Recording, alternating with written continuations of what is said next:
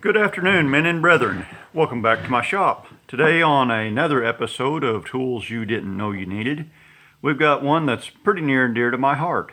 This is an invention of my own design, mostly.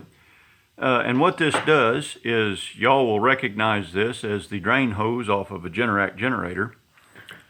And it's got a weird thread on the end of it. Now, I am not going to name what pitch and size of thread this is, but it's weird. You wouldn't expect to see it where you see it. If you're interested what this pitch and thread is, then do your own research and figure it out for yourself. I'm not going to tell you. But the premise of this tool is it screws onto that factory thread correctly without binding or tearing up the thread or anything hateful like that. So you screw that on there and you screw your oil sucker. In this case, I have another adapter. This is 3/8 flare on this end, and this is a 3/8 flare adapter, swivel adapter that I've built. So this 3/8 flare swivel adapter screws onto this 3/8 flare male, and then off camera, of course, my oil sucker pump sits.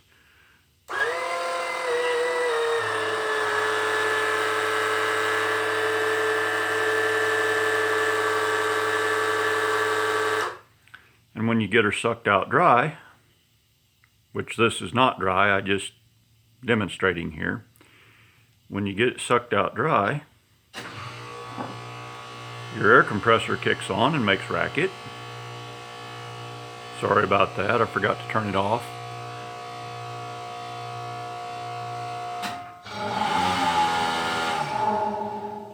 Thankfully, the air compressor in this shop doesn't run for very long at a time.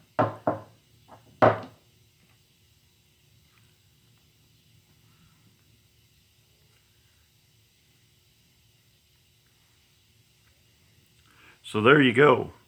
That right there is pretty much all of the oil that I've spilt, is just what's on my hands.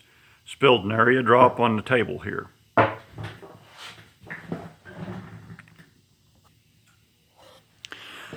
So you might be asking yourself, why did I make the part that goes on my hose, why did I make that 3/8 flare? Well, the answer is pretty simple.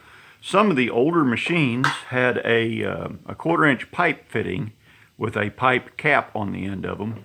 And you can go buy a 1/4 pipe to 3/8 flare adapter at the plumbing supply store or the feed store for less than $2. And screw onto those older style machines. And I do that. I just screw that adapter onto the old oil drain hose, and then I put a pipe or a flare cap on it when I'm done, and I just leave it like that, and it's good forever. Now, the 3/8 swivel, get this out of the way.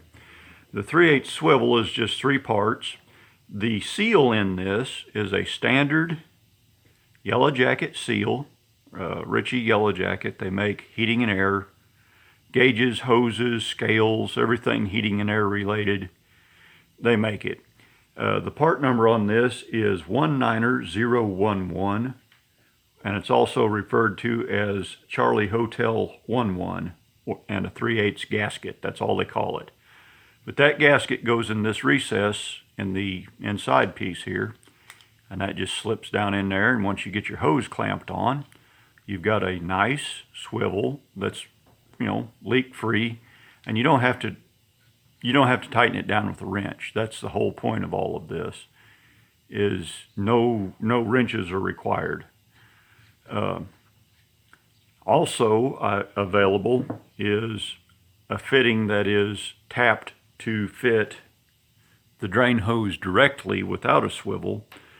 These are harder to make. They take the same gasket on the inside of it, take the same stem actually, but you can see that it's held together back here in the back with a snap ring in order to enable it to swivel. So that these are more expensive for me to sell. $45 for one of this manner. This is a prototype. I'm actually out of the ones that are a little bit larger diameter with the knurling on them.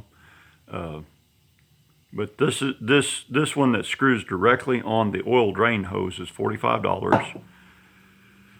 The ones that the 3/8 adapter, like this, and this is just a standard 3/8 flare, this adapter is $25, and this adapter is $25 plus freight. If anybody's interested, I mean, anybody that can do a little bit of research could probably figure out how to make this on their own. All this is just regular old aluminum and cold rolled steel.